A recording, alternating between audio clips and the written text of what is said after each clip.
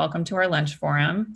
I'm Leora Visotsky. I'm the staff managing director here at the center, which is also run by a faculty board of directors from across our programs. This year, our board consists of Fernando Lara, Miriam Solis, Nureya Feliz, Alex Yeshka, and Martin Hadish. We have several presenters to introduce today, so I'll be very brief and just encourage you to please pose questions in the chat or by raising your blue Zoom hand. I also want to mention that the Design Futures Public Interest Design Leadership Forum, which our students are talking about today, has been generously supported every year by Dean Addington, which is what has enabled SOA to participate and send students to the forum. So thank you, Dean Addington, for your ongoing commitment to this program. And now to introduce our presenters for today in no particular order. Franny Kyle is a graduate student in landscape architecture and planning. She's interested in an interdisciplinary approach to questions of equity and community-centered design in the built environment. She's grateful to have been welcomed to the Design Futures program and to be at UT among her brilliant, genuine, and committed peers. Tammy Osanyintalu is a third-year Bachelor of Architecture student and serves as president of the Undergraduate Architecture Student Council. She's interested in exploring the intersections of equity, social justice, and design. She's excited to bring back knowledge from the Design Futures Conference and be an agent of change in the SOA community. Jorge Zapata is a third-year master's student in CRP and urban design. He currently serves as a co-chair of GSARC and as the South Student Representative for the American Planning Association Latinos in Planning Division. He believes in co-designing with communities as a powerful tool to generate positive change in the built environment. Amir Mirza is a fourth-year student in the Architecture ARC-E program. He's honored to have been part of Design Futures and seeks to serve his community through the perspective he gained from the program. He currently serves as an officer in UT NOMAS. And last but not least, Michaela Ponce is a fifth-year Bachelor of Architecture student. She's invested in public interest and community-engaged design and hopes to use the skills she's acquired in school to amplify the voices of the communities she serves. She's grateful to have participated in Design Futures and to have learned from so many inspiring individuals. Thank you all so much for presenting today. Take it away. So hi everyone, thank you for joining us today. So before starting, I would like to ask, how is everyone doing this Friday? I would like you to take a second to type in the chat box, maybe a word that better represent how you're feeling today.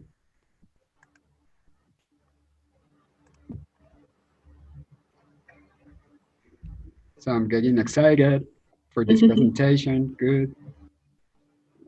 More excited. Well, that's great. Yeah, so for getting this started, I'm going to introduce what Design Futures is. Design Futures is an initiative that seeks to bring together different professionals, practitioners, student leaders, and faculty members from across the country to talk about systemic racism in the built environment and how to address it through design. So this is a very awesome experience that takes place in different cities across the country. This year was supposed to be in St. Louis in Sam Fox School of Design at Washington University. Because of the pandemic, we had to transition online. But we are so thankful with the organizers of this event because they were able to put this together and transition it to online in a very short period of time, which is remarkable. And it was still a really awesome experience for all of us. So the conference started with an opening circle, positioning the topic of systemic racism, talking about different tools about design, and then we had a couple of course sessions and workshops to address specific topics such as positionality, history and context of communities, social justice, and something that was very interesting to me about this conference was the opportunity to listen what practitioners are actually doing in the field to address these issues, because normally we have the chance to debate about this in school, but it's sometimes it's hard to see what is happening out there. The next conference is going to take place in Michigan. It is still to be determined if it's going to happen in person in Ann Arbor or online again, depending on how the health situation behaves next year. But I will totally encourage all the students in the School of Architecture that are interested in these issues to apply and to participate. So let's continue with the next slide. Okay, hi everyone. So we would like to start with something that was presented at the beginning of the Design Futures Conference and was reiterated throughout all of the sessions. So on the right, you can see what we call community agreements, and we define these as a shared understanding for actions, interactions, and speech for a safer, kinder, braver space. Basically, these agreements set the culture and the expectation for our lectures. Highlighted in them is an establishment of respect for ourselves. So if you find that you need to step away for any reason, whether to get water or stretch, like do what you need to make sure that you're able to bring your best self to this workshop. And then also highlighted is an establishment of respect for others. So just being an active listener and giving others space to speak. We also want to establish an awareness of self. So know when you may be taking up too much space, or perhaps you're taking up too little space and you want to push yourself outside of your comfort zone to speak up and give your perspective and participate. And then make sure to speak using I statements. So that would mean speaking from your own lived experience instead of assuming the position of others. And then just remember to think beyond binary. So let go of either or thinking and acknowledge that multiple perceptions can exist at once. I think community agreements are a great way to start a presentation and could even be implemented into classes and meetings. Oh, Kemi, you're muted. Got it. Sorry about that. So I think the community agreement set expectations at the forefront and serves to remind people to stay conscious of these things. And it might be daunting to try and accomplish them all at once. So one thing the Design Futures organizers were great about was telling us to choose one thing to focus on at each meeting and be really great at that one thing. So you don't have to take it all on and try to be the very best at all of them, because that can be a little bit too much. But I think if we're all keeping in mind that we want to do this one thing and do it really well, and then kind of bounce between them, we get practice in each of them and we get to develop those skills. And last thing I just want to say for all those here, think about how you can implement community agreements into your life. So maybe you're a professor and you begin each class with a set of community agreements that might encourage more students to put their cameras on and be more active in interacting in the class, and then provide guidelines for how to be respectful in that particular settings. And then for students, maybe you're part of an organization and you could bring community agreements into your meetings. So things like that, I think, would do a great job of shifting the culture of interaction and create a safer, kinder, and braver space.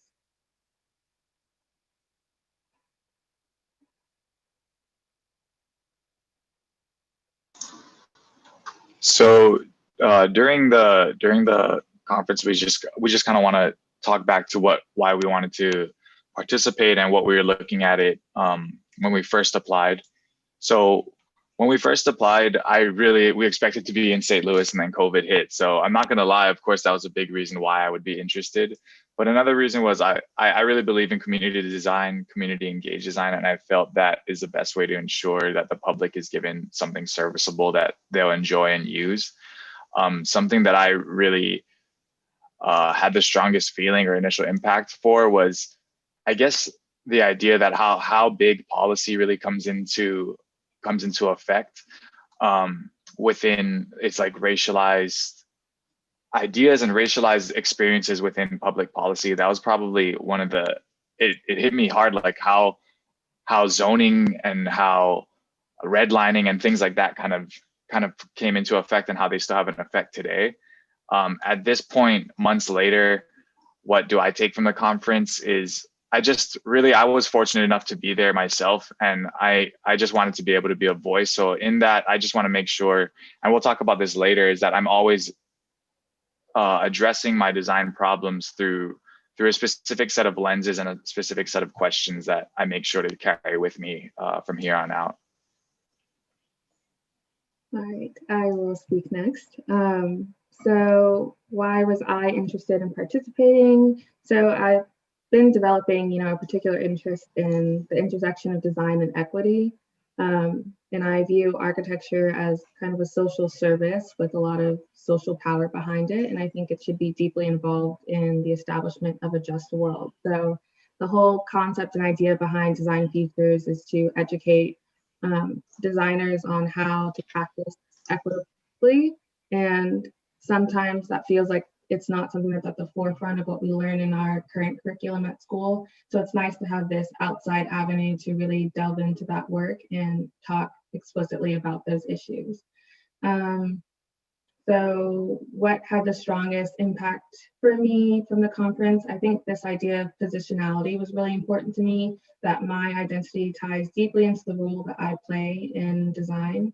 And so I'm constantly having to analyze what the issue at hand is and ask myself whether I should be the one speaking towards it or if I should be the one listening and uplifting others who have a more direct relationship with what the issue is. So that's something I think is really powerful. And like Amir said, there's a set of questions that we should be asking ourselves when we in these roles of power in order to be more equitable to other people who might not have that level of power. And months later, what do I still carry with me? I think the conference gave me a particular self-awareness. So in those questions that I have to ask myself, I'm constantly analyzing who I am and how that relates to how I view the world and how others view me. So with that, there's a culture of interaction. And I'm asking myself, how am I speaking to people? And if I'm speaking above others, and how I can uplift others to speak. So just that constant questioning and asking myself how I can be better, I think that's something that I like to carry with me as we move forward. Yeah, so I'm gonna speak next. So I got interested in participating in the conference because I really believe that public interest design should be like the very soul of our disciplines. In our School of Architecture here at UT, we have a wide variety of programs addressing the built environment in different ways. So I was really motivated to see what other students of different universities, maybe in addressing a lot of different topics and concerns, had to say about their own approach and experience. Also, as I mentioned at the beginning of the lecture, I was really interested to see what practitioners were doing in the field, because I personally feel that we talk about systemic racism and working with communities a lot in our classrooms, at least in planning, in the planning program. But then when you go out to look for an internship or to work with like those very big firms, that work seems very far away from reality. So I was really excited to see if there was actually something being done. Um, and then months later, from the conference, I think what I have with me is the momentum. We had a lot of interesting conversations and debates, and I feel like very motivated to share all this information with my fellow students and to make something out of this, not just reflecting about these concepts, but actively thinking how to implement these ideas in the school and in our classes. Yeah. Thank you guys so much for all you said, by the way. Great job, everyone, so far. But yeah, I was interested in participating in Design Futures.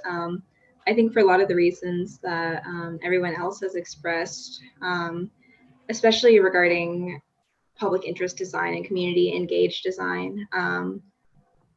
I really do feel like architecture is something that should be very people focused and equity focused. You know, we can have such an impact on the environment as designers and even as like policymakers and such in the field. And so I believe it's really our responsibility as designers to become better informed on these issues and figure out how we can be better advocates for people, whether we're designing for them or whether our projects will be impacting them.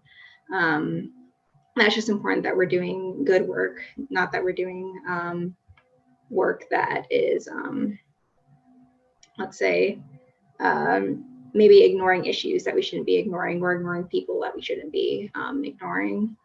In regards to an idea or topic from the conference that had a great impact on me, it was honestly seeing sort of everyone's motivation and excitement for these ideas.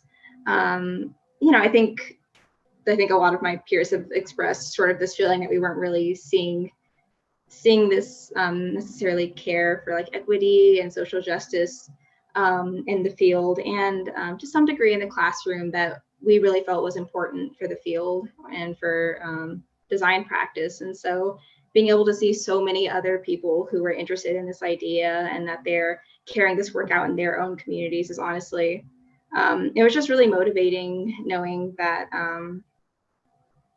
that it's kind of like a group, like this is all, we're in this together, that sort of thing, and that there are a lot of people caring about these issues and working on them because it's not something that one person can just do alone, and it shouldn't be. And I guess that honestly answers the third question too. Knowing that a lot of other people are doing this work and caring about these issues is honestly just very motivating. Kind of like Jorge said, it's that momentum to keep on going. So, you know, maybe personally, whenever I'm struggling with a project or feeling like I need to be making more work or struggling to make something that seems more towards production and less towards like equity or social justice, it's very much a good reminder for me, like, no, like this is actually important work that I'm doing and thinking about, and that these are issues that we need to keep on addressing, and that it's not that sometimes they have to be advocated for or argued and aren't the easiest approaches, but that, you know, they're important, and that it's important not to get I guess like concerned or anything by any pushback or anything that we may face when working towards it. So yeah. I was interested in participating because I feel like I've been looking for and kind of seeking a better understanding of the points and the ways that planning and policy and social structures are then translated into more tangible physical things that and structures and places that shape our lives and our ideas about what it means to be in community, to live in community. And I was having a hard time finding that bridge. I was having a hard time finding, I guess, examples of like what the integration of those two looks like. You know, I could understand conceptually there's like planning and these things that then lead to maybe policy or lead to like a final plan. And then I can understand that there's the final built thing and the design process, but it was kind of like not grasping or not having a sense of what that middle space was. It seems like two different groups of people doing different things at different times, and I wasn't quite sure like how they connected in reality, like when the rubber hits the road. So when I saw that this conference was, or that UT was taking applicants, I thought like, I think this is probably the conversation that I want to be in. I think this is like a good exposure to people who are doing that nitty gritty work of kind of weaving the two together as like good examples and good role models to look towards. I think the idea that had the strongest initial impact for me was definitely this. I think I went in thinking like, okay, we're going to talk about cities, we're going to talk about the built environment, and then kind of with every presentation, it was like realizing all of the scales on which these things manifested themselves from like the nation to the city to then like smaller communities, then to like interpersonal relationships, and then to just like within myself.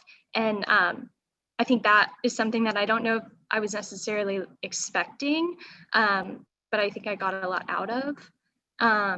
And I think at this point, what I've been thinking about a lot since the conference and since like other conversations with professors and people, it's kind of like this idea of the stories we tell, and like what story do I tell myself about myself, and what story am I telling other people about myself, and like what stories am I believing, and which ones am I amplifying. And I think throughout the conference there was a lot of emphasis on like storytelling as like a healing process, and then recognizing the back end of that as I guess it's traditionally been used as a tool of oppression, and kind of the same notion on those different scales. Like if I can recognize it in a textbook, like how do I then try and recognize it in myself and like in my relationships with other people. Next slide. Which I think I'm going to start talking about the first tool. So these are 5 questions that come from Charlene Carruthers. And these kind of served as like the bookends of our weekend. So the first 2, we had a few minutes to kind of think about and write down our responses. And then we were thrown into breakout groups on Zoom with people we had never met before, and we're kind of like supposed to just tell them who we are and who our people are. And I think so we did those at the beginning, and then the last 3 we kind of did at the end as like a jumping off point for future conversations. But just want to focus on the first 2. I think they were really impactful for me. Yeah, that first question of like, who am I? Like, how do I define myself, both consciously and unconsciously? And what are all of those kind of processes and social structures that lead to that scaffolding that get me to define myself in the way that I do? And I think that was really powerful for like just giving a space to name the lens through which I like receive information, and what is the lens through which I'm operating in this world. How am I kind of taking in everything around me, and then kind of looking critically at that, say like, okay, if I am seeing these things through this lens that I have now identified, what am I not seeing? And how can I maybe use that as a tool for empathy, or a way to be more empathetic, in the sense that like, what am I not seeing, and how can I like, I guess, validate experiences that other people are having that I'm not having.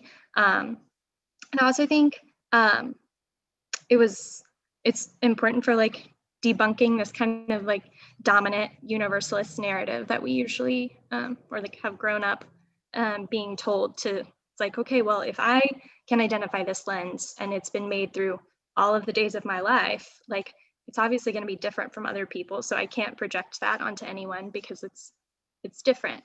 And then the second question kind of brings in this more like collective nature, like who are my people, and this idea of belonging. So then we also kind of talked about the idea of mattering versus marginality, and the ways in which our society like does intense sorting based on race and sex and class and all of these things. And I think, again, for me, it's an important reminder of like, if I, can think about my identity, then I think about this sorting system, and I guess looking at like the ways in which I matter, or the times in which I feel like I matter, like at the expense of who is then maybe being marginalized because this component of my identity is recognized as valuable. Again, kind of like pushing back at that personal level. So we have a poll question, I think. Yes, I'm releasing the poll right now, so please take some seconds to answer it. Here we go. Yeah, so if you could just identify yourself however you, I guess, however many things you think you would identify with, just so that we can get a sense of like who's in the room, and also just as a practice, I guess, of kind of assessing and reassessing.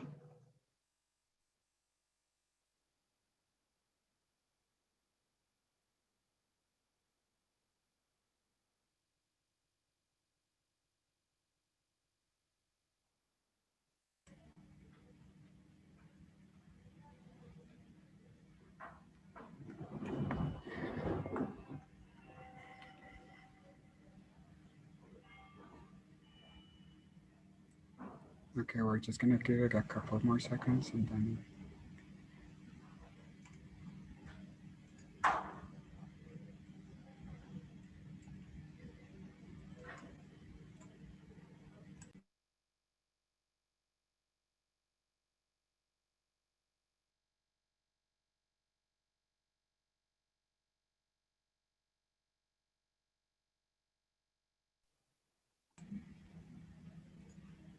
Yeah, so I guess we can see like kind of a composition of who makes up this room, and I guess by thinking about that and like thinking in that way, kind of recognizing who takes up the most space, and what that means for the conversations we're going to have.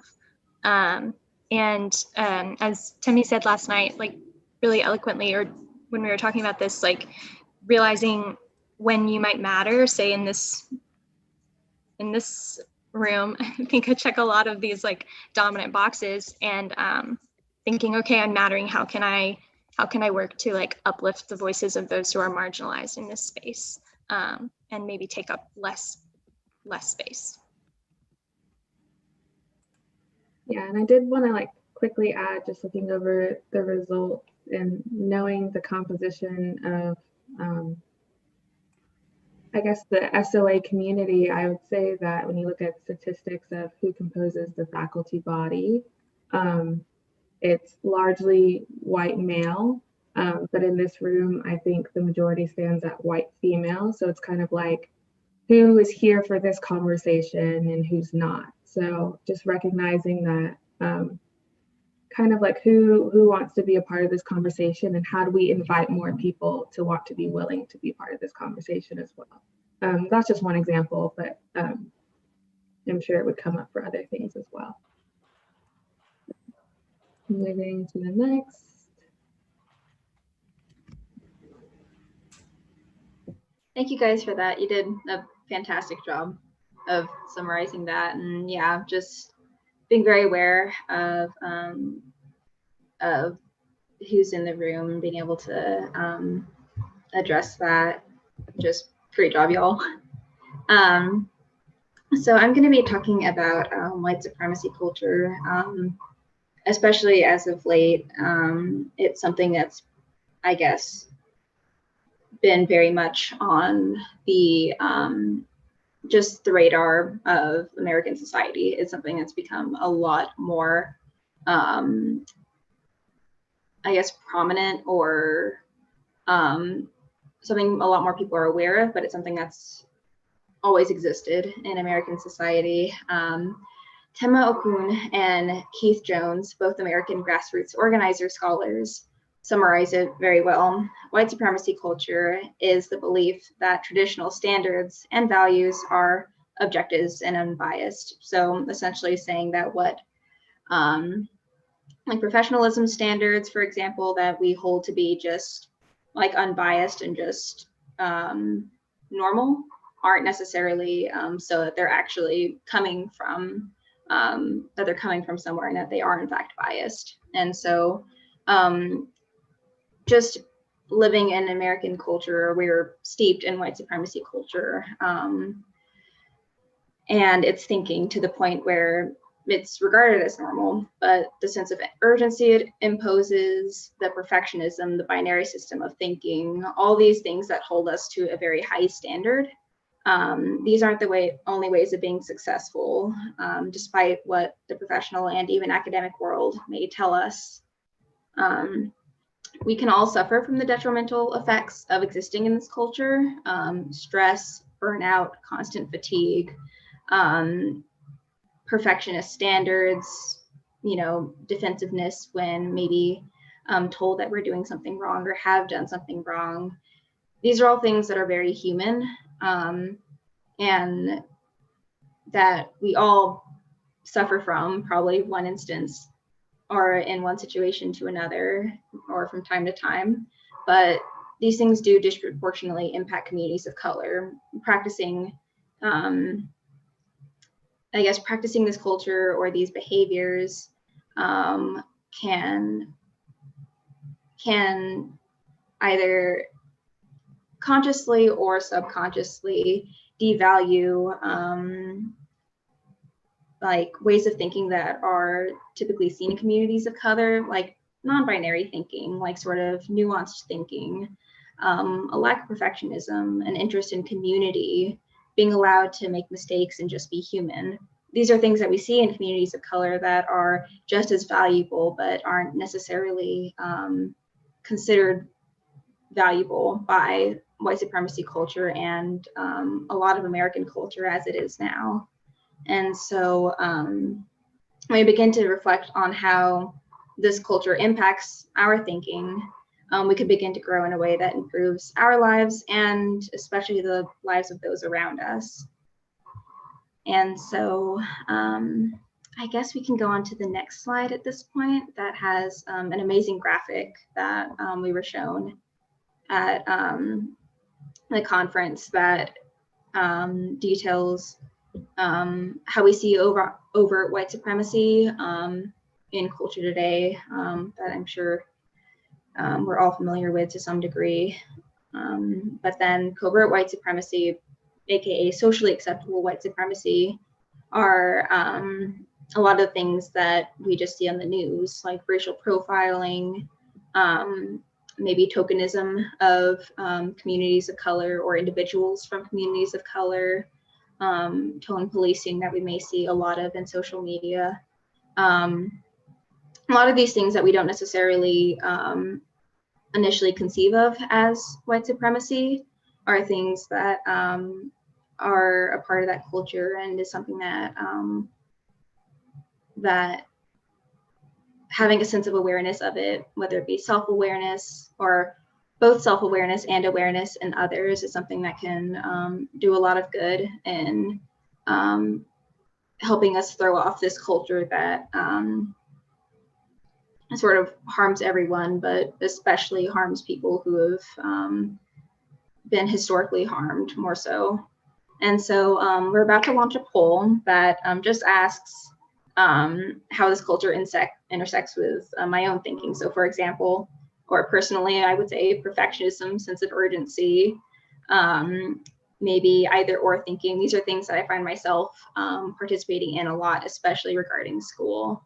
And so this is something that affects everyone. And so feel free to answer honestly in this poll. Yeah, so I'm going to be releasing the poll in a couple of seconds, but I just wanted to say that this graphic, personally for me, was very shocking to see how many practices we have normalized or embedded in our culture that contribute to make these issues like worse and worse. It should be almost the opposite, like the pyramid should have just a couple of things that are maybe socially accepted and that we should change, and then all of them should be like completely unaccepted. Um, so you should be able to answer to the poll right now. We're gonna give it about a minute.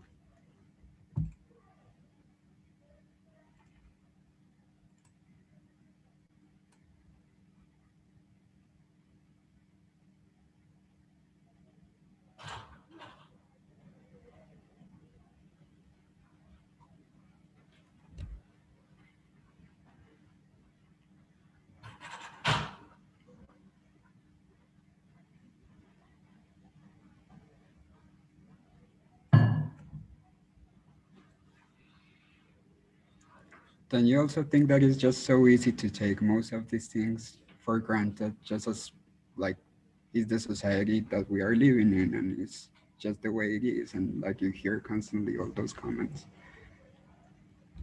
Okay, everyone responded, so I'm gonna go and share the results right now. Yeah, I don't know. I feel like this is something we could probably talk about all day.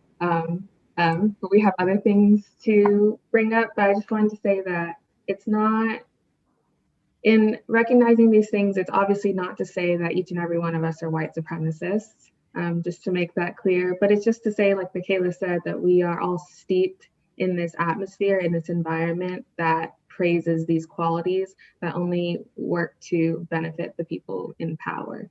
So obviously, we're not all going to wake up tomorrow and have, let go of perfectionism as a quality and sense of urgency. Like, we're still going to have those issues, but it's in recognizing that these are things that we identify with. We can work to question ourselves when we're enacting them and say, how can I be proactive in working against them? And how can I kind of reject this way of thinking in favor of a better way? So it's all about that self-analysis and being able to work with yourself and kind of reject those things that are bringing us down and like not furthering equality is what I would say. Yeah, and Yeah. Sarah brought up the Eurocentric curriculum, maybe something interesting to think about, like especially faculty. Yeah. Okay.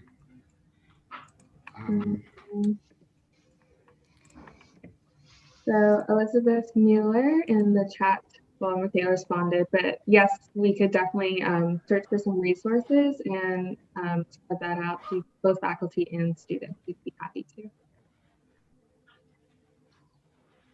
Thank you guys. Okay, so tool number 3, approaches to change making. So as the title suggests, we're going to quickly run through some different approaches to change making. We want to highlight these 4 approaches and define them so that you might be able to analyze different issues and think through what might be the best approach. So I'm going to speak in analogies. Brandon kind of helped me out with this one, but we're going to think about like the bones in our bodies. So with reform, imagine that your bones are good and healthy, and then you fracture one of them. So it's just a fracture. You're not going to go out and get like a new bone to replace it. You're just going to patch it up and go through some rehabilitation, but those are some internal processes that lead to healing. So in reality, that's like you have a system and it's like, it's been a working system and it's good, but maybe there's some isolated issues, something that's not quite working. So you might just think of some new policy changes to kind of be proactive in resolving those issues, but you're still going to have the same basic foundation as you did before. However, with resist, let's say you no longer like your bones, they're all messed up and you decided that you don't want anything to do with them. So in reality, that looks like protest, like you're standing up and saying, this doesn't sit right with me, I want something else. Recreate is like, all of your bones are messed up, so let's get a new set of bones. They're still bones, they're made of the same things as before, but it's like a new set of bones. So in reality, this might look like taking an old system and replacing all the parts with new parts. So you have new retrained employees, new machinery, new technology, so that the system functions better than it did before, but it's been recreated from the ground up. But that's different from reimagine. So reimagine in this analogy would be as if you had terrible bones and you decide that you're not going to get a new set of bones, you just don't want bones at all. So you're going to look for how can something provide support for my body, but it's not bone. So this is probably the hardest approach because it requires us to think completely beyond what we know and understand. But I also think it's the approach that is most suitable to designers because we are constantly thinking in terms of innovation and the creation of something that did not previously exist. So this tool can be used not only to look to how to resolve issues of equity, but also just in our design work. I think when presented with a prompt, we could all think, does this situation require reform, resistance, recreation, or reimagine? So those are just ways in order to practice this way of thinking?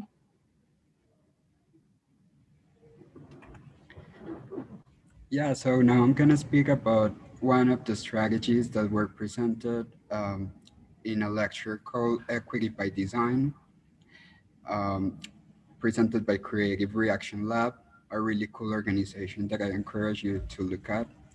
Um, so this model is called Equity-Centered Community Design. And let's start by thinking, why should equity-centered design matter to you as a professional, as a student? It should matter because designers have the power to affect outcomes. We have an important role on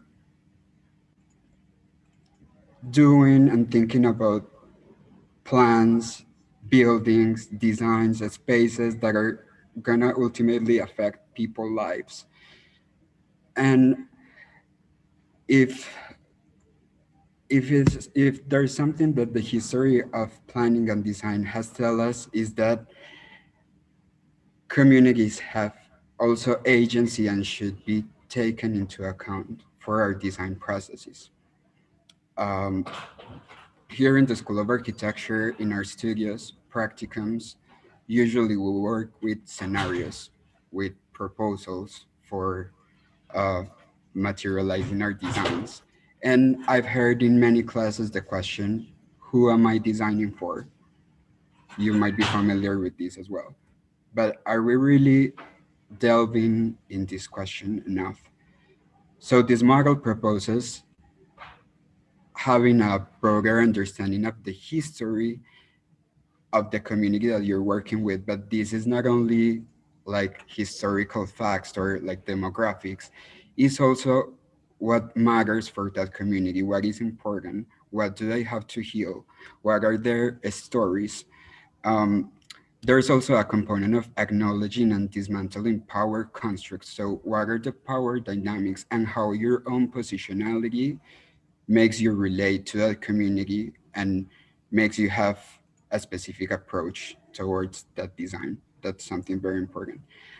Um, a point that the presenters made as well that I really value was having empathy. But what does empathy means is not necessarily just relating to what you're doing, but to make it personal, to get involved with these stories, and to use your role as a designer to help these communities shape what they need. Um, so I'm gonna just go quickly through the different components of the model. One is inviting diverse co-creators. So whose voice should be represented here? Who are we missing? Building humility and empathy. How do you relate to the project that you're designing? Defining and assessing topic community needs. We come with very specific assumptions, especially in a studio. So we're gonna design a museum here, but why a museum? What are the real needs of that community? And if we are not addressing these questions, then ask yourself, why are we not addressing them? At least have that present. Ideating approaches or like different ways to iterating your design process, and then rapid prototyping. They made really a lot of emphasis in this point, which is like prototyping quickly different solutions and test how they work with the community, get more input and feedback from them. Um, yeah, so we can go to the next slide.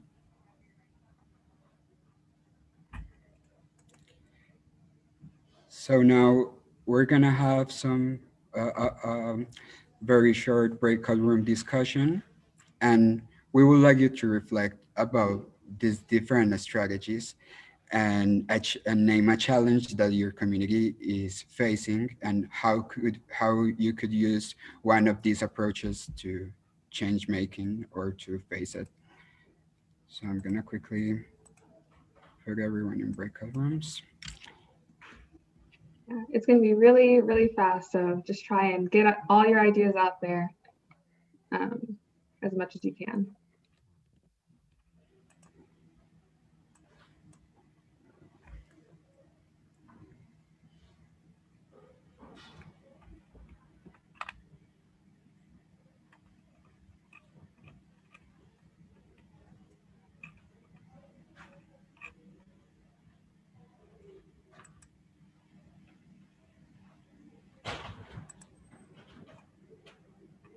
Okay, so I think we can just do like a 4 or 5 minute breakout room. Yeah.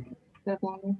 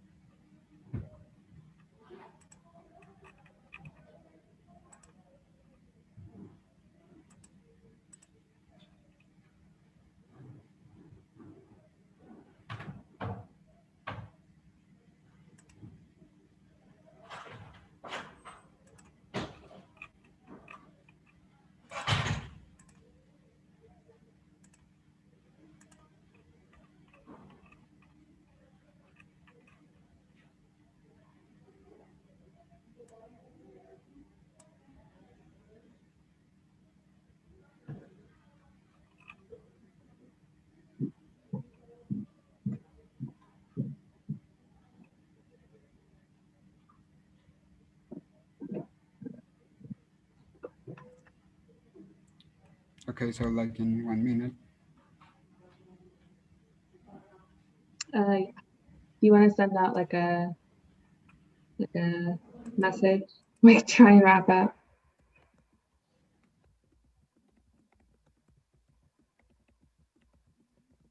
And yeah, Amir, I can skip slide 14.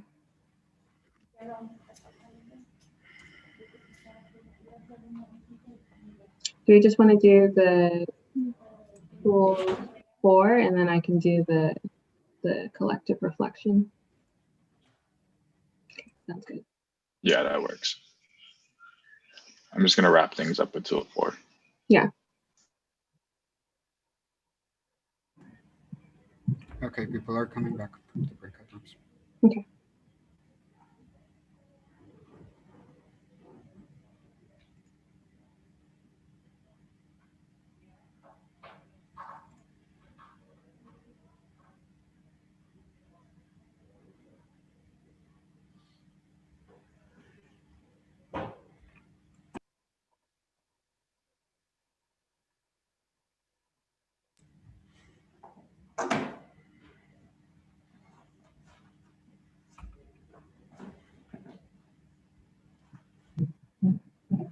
I wish that I was as beautiful as in my virtual background. Yeah. I'm back.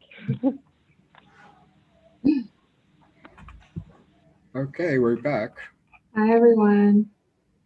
I know it was super, super fast. We all had the same issue during the conference, but just because time is always a barrier. So if anyone would like to just quickly volunteer and talk about maybe what their team discussed, or you can drop it in the chat if you'd like, just so we can see something that was maybe discussed.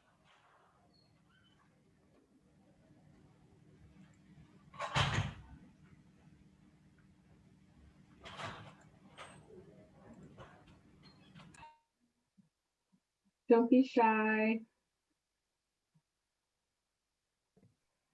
In our group, we had a really great discussion about like forming safe community pods during this time of COVID, especially for like kids, and just being able to like form those groups and like seeing if there's a way to help like other families and such form pods and such. Yeah, I don't know if the person I was in the breakout room would want to talk any more about that, but yeah, it was just really great work that they were doing.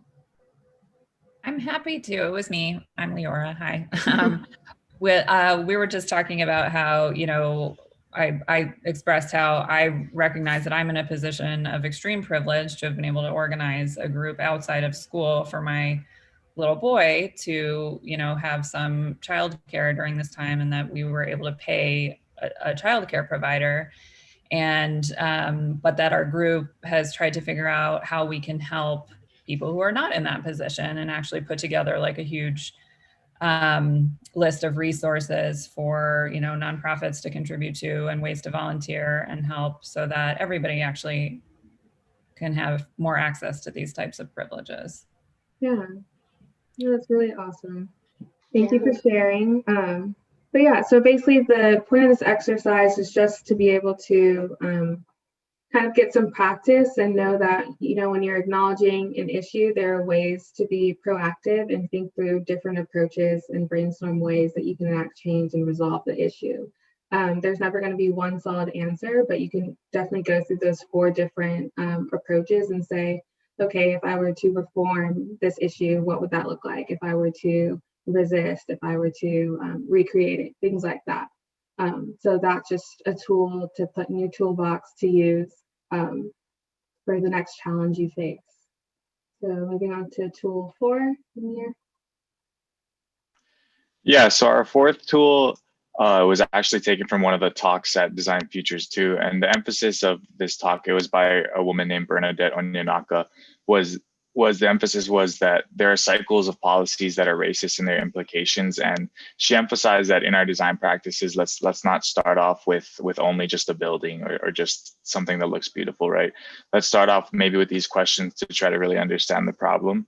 And not to get too long-winded, but it's like, who are we serving? What is the community's story and history? What are my biases and perceptions about the community? And how do these come into play? How do these conflict with those of the community? What process am I going through to reach my conclusions? Who are we missing? And why does this problem even exist in the first place? And then even, I mean, it's really important that, yeah, we do that and we repeat it 5 times. So that's kind of what we're thinking with that. And in the next slide, just to sort of wrap some things up, it is not your responsibility to finish the work of perfecting the world, but you're not free to desist from it either. And just to keep in mind, the main goal of redevelopment is always to improve the prospects of the community. It's to build community wealth.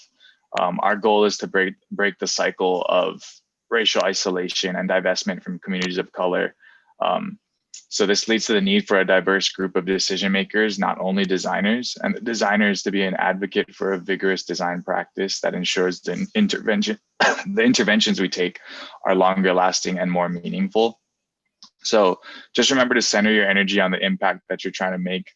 Make sure to count your small wins, plant the seeds, and cultivate that as continuously as you can. And these issues are always about the people you're trying to serve. Okay, so as a last little exercise, we wanted to do a collective reflection. So this is like a little writing prompt. If everyone could grab like a scrap piece of paper or a sticky note and just take literally a minute or 2 to respond to the prompt. So I will make blank better by blank.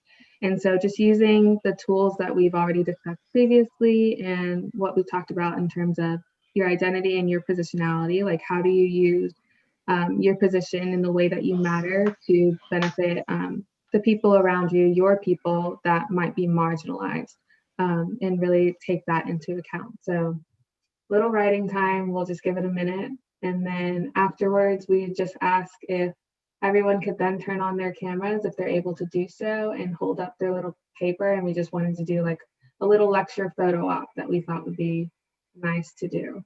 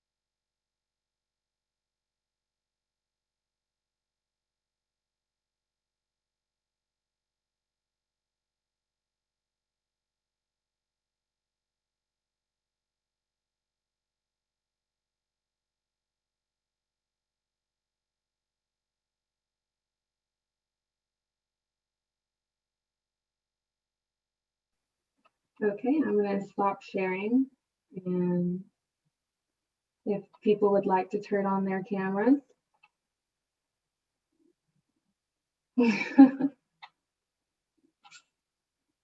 Nice. Oh, let me do.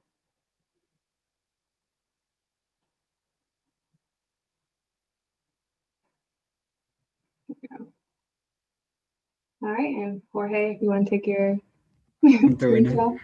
I'm doing it. I love how colorful so many of the notes are. I know. Thank you. It's like it's a room full of designers or something. You know, All right, great. Did you get it? Yeah. Awesome. Thank you guys so much. So yeah, that is our lecture on design futures. We really want to thank you all for coming and listening to us speak, and we hope that these tools were really helpful. If anyone has questions, feel free to ask. I know we're kind of at the end of our time, but I'm happy to stay for a little bit to talk.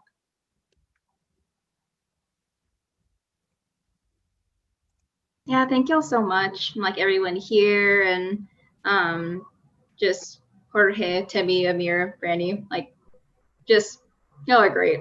Like just love getting to talk with y'all, and just thank y'all for all of this, and thank you for everyone who came. It was super important conversation that we're just happy to have with everyone. Yes, and thank you, Sarah and Dean Addington and everyone that made this possible. Yeah, absolutely. This is like the best conference I can think of that the school helps send students to. It's such a great opportunity.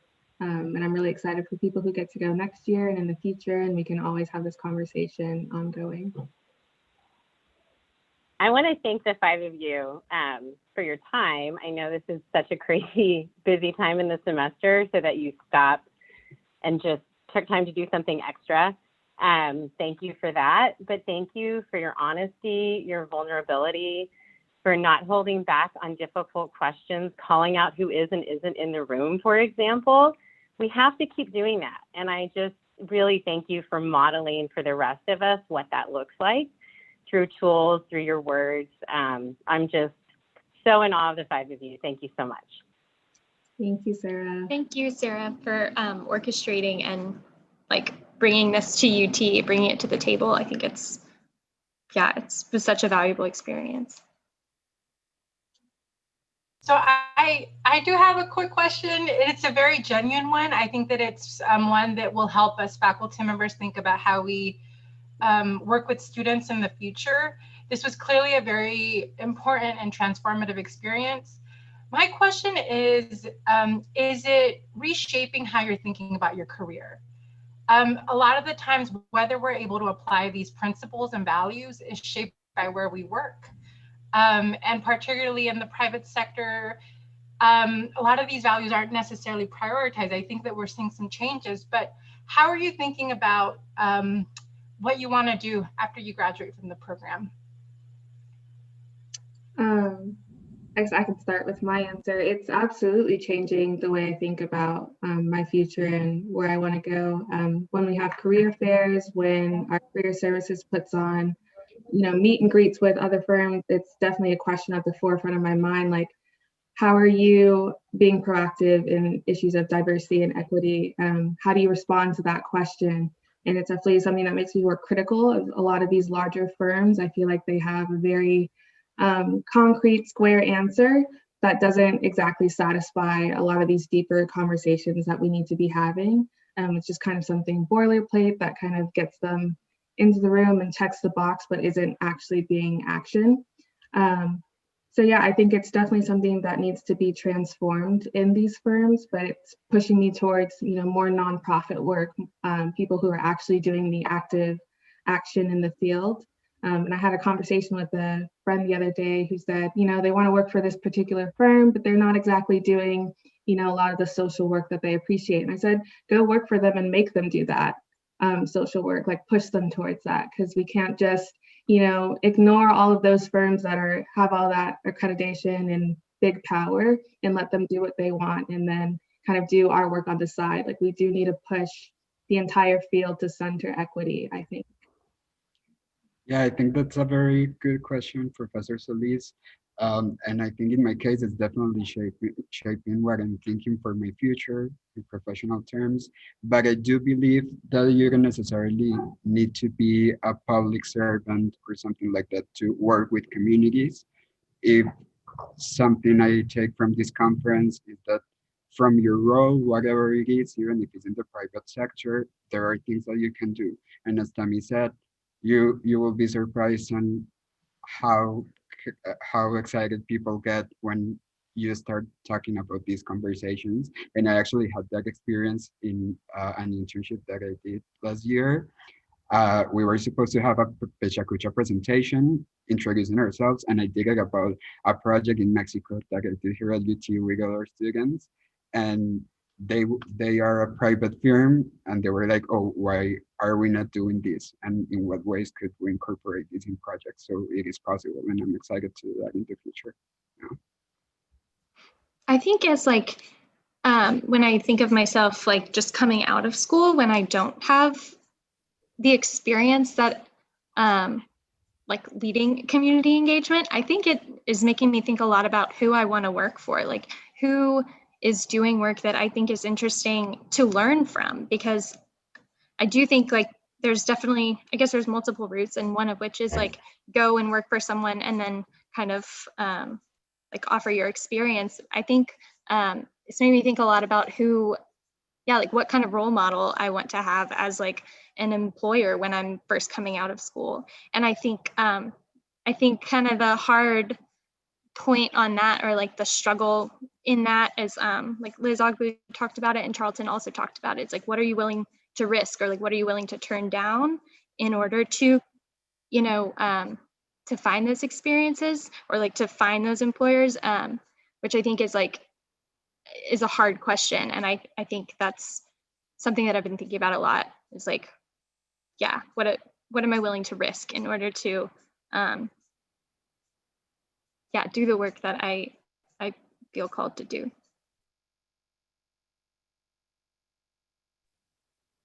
I think the dean has her hand raised. Yeah, I'm thinking about this particular question because I think it's incredibly important, and it's actually the elephant in the room, you know, in many of these types of you know, much larger conversations that we need to have. You know, many of the design fields are fields that are born out of patronage. You know, patronage is what drives them. And so, you know, we can start looking around the fringes and around the margins for things that are challenging that. But the core of most of our design professions actually still will reside heavily in the idea of patronage. And so I'm really interested in thinking about this in relationship even to the last recession, when it was the new graduates who came out and sort of made the sea change in the profession that took it away from the analog toward the digital, sort of began to reform methods of it. You know, is this now a time of a sea change where we can actually, if it's not just talking about methods, but actually talking about sort of like core content in terms of what we do and who we serve, is this that opportunity for the sea change to actually finally tackle the idea of patronage?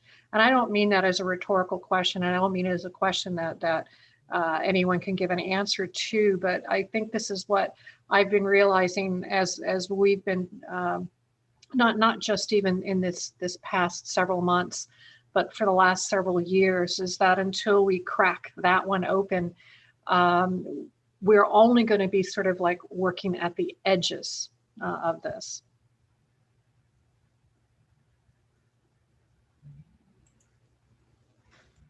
Thank you so much for saying that. Like, I love getting to hear y'all's insight on this, because y'all are practitioners in the field. Like, you have a lot of experience, and so getting to see, you know, you guys being able to hear these conversations and just hearing your feedback on them and your thoughts on them. I'm just really like appreciative and grateful for it. Thank you.